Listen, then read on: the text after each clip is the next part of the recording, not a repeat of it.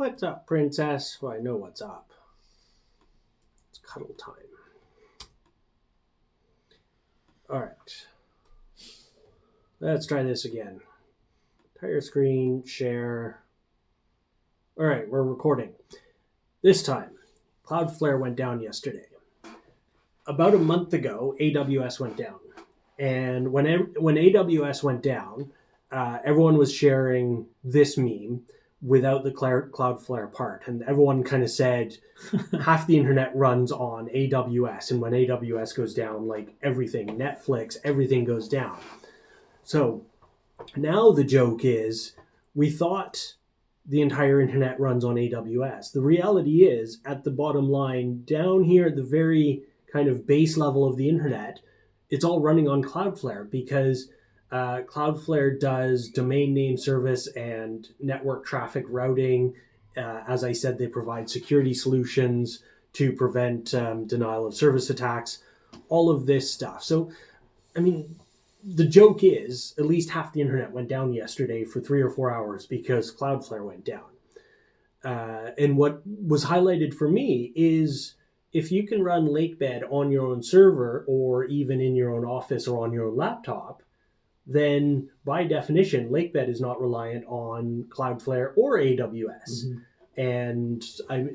And nor should it be, because typically internal data tools don't need that same level of protection because it's internal to the organization. Yeah.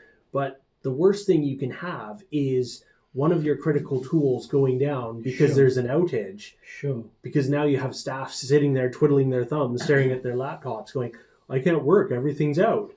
Yeah, I mean, emergencies don't sort of police themselves and happen when, systems go down. Yeah. Quite often you'll end up in that situation where you've got to get an answer about some data that you've got, and suddenly that's the moment when all this data it all goes down. And and I think one of these things, this need for air-gapped private large language models has done, for obvious reasons, is that it's reconcentrated minds for companies on having their data and their processes hosted internally.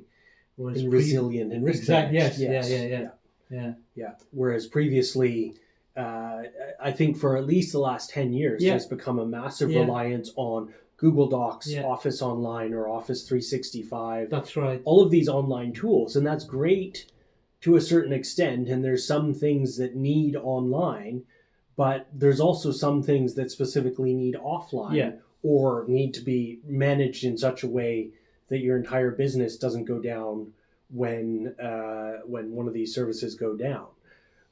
Yeah.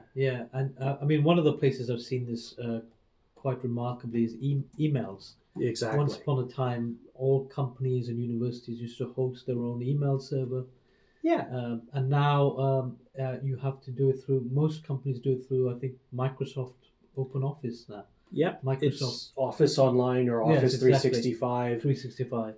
Yeah. And that's all great. But then when the Microsoft network goes down, what are your staff doing? They're staring at their computers going, no incoming email. I'm not sending email. Yeah. What am I doing here? So I think it's very important as a risk manager, which I also have experience in, is to spread your risk and have redundancies. Yeah, we're not going to completely stop relying on cloud services, obviously, but having some of this stuff available to you when everything else has gone down is better than nothing. At least allows you to find productive things to do.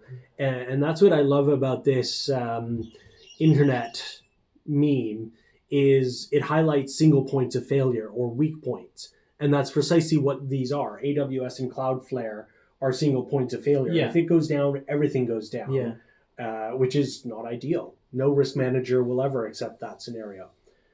So there you have it. We can help you with risk management and manage your risk so you're not entirely reliant on a single company based in America that occasionally makes mistakes. Done. Good.